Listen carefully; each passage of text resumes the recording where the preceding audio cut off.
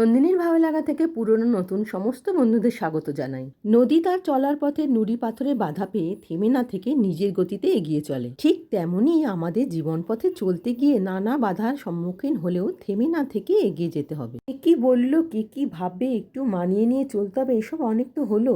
নারীরা চিরকাল আর এখনো মানিয়ে নিয়ে মেনে নিয়ে চলেছে।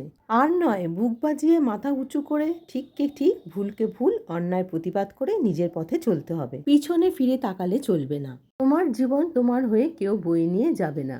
তোমার পাশে তোমার হয়ে কেউ প্রতিবাদও করবে না, বরং তোমার অনুপস্থিতিতে তোমারই সমালোচনা করবে। তুমি অপমানিত হলে তোমার পাশে কেউ দাঁড়াবে না, বরং দেখতে পাবে তোমাকে যে অপমান করেছে তোমার আশেপাশের মানুষেরা তাকেই তোষামোদ করে চলেছে। নিজের বিবেককে জাগ্রত করে নিজেকেই অন্যায় বা অপমানের প্রতিবাদ করে জীবন পথে এগিয়ে যেতে হবে।